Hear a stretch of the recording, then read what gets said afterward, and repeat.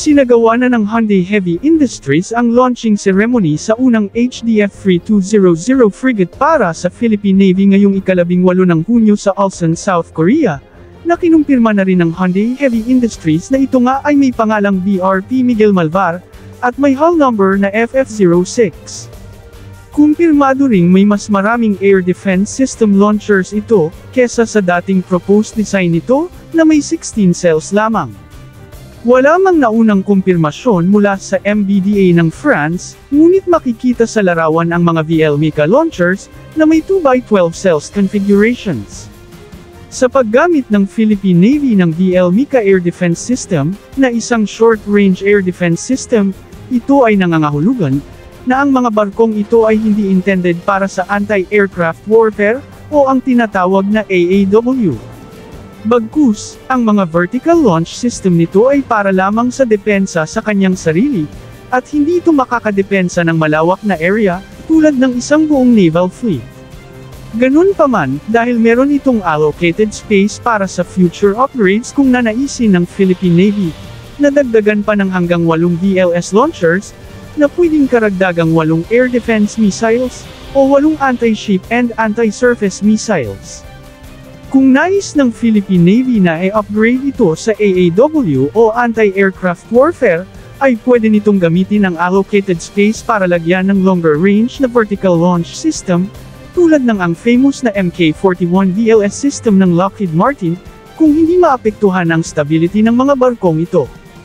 Ang mga barkong intended sa anti-aircraft warfare, ay kadalasang mas may mahabang sukat at mas may mataas na displacement, para ma-accommodate ang space at bigat na kailangan para sa marami at mas malalaking air defense missile sa kanyang vertical launch system.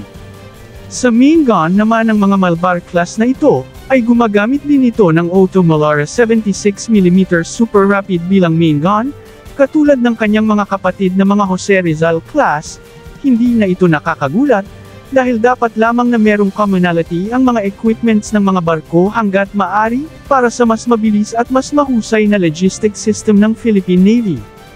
Makikita rin na wala ng takip ang Aselsan Gokdenes Close-in Weapon System sa likurang bahagi ng barko, na kumpirmasyon sa mga nauna ng pag-reveal ng Aselsan ng Turkey, na nakuha nila ang pag-supply ng close-in weapon system sa dalawang barko ng isang bansa sa Southeast Asia.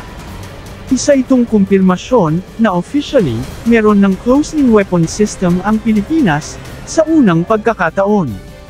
Kitang-kita na rin ang EL-M2258 Advanced Lightweight Phased Array Radar ng barko, na isang multi-function active electronically scanned array naval radar na gawa ng IAI-ELTA ng Israel, na may kakayahan sa pag-track ng air and surface targets, at mag-provide ng fire control and splash spotting guidance, habang kina-classify ang target. Tila nagpapasikat itong Hyundai Heavy Industries sa bagong pamunuan ng Philippines Department of National Defense, dahil bagamat official na isinagawa ang launching ceremony ng BRP Miguel Malvar FF06 ngayon na ika-18 ng Hunyo, ay tila matagal na itong nakalutang sa tubig. Ito ay nangangahulugang matagal nang na-launch ang barko, dahil parang halos nakabit na ang lahat ng mga weapon system nito, na kadalasan ay ginagawa lamang pagkatapos na ma-launch ang barko. Ganun pa man, ang 8 anti-ship missiles ng BRP Miguel Malvar ay hindi pa naikabit, base sa pinakabagong larawan nito. Sa bilis na paggawa ng Hyundai Heavy Industries sa barkong ito, ay di na nakakagulat kung ma-deliver ito sa first quarter ng 2025, mas maaga sa target delivery date na second to third quarter ng 2025. Ang pangalawang Malvar class na tinatawag na BRP Diego Silang, ay sinasabing mala-launch sa December ngayong taon, na bagamat dapat sa last quarter pa ng 2025 ito ma-deliver sa bansa, ay baka sa second to third quarter ng 2025 ay ma-deliver na ito. Ang mga barkong ito ay iniulat na may displacement na 3,200 tons, may haba ito na 118.4 meters, mas mahaba sa proposed design na 116 meters, may cruising speed ito na 50 knots, na common cruising speed sa mga warships, at cruising range na 4,500 nautical miles.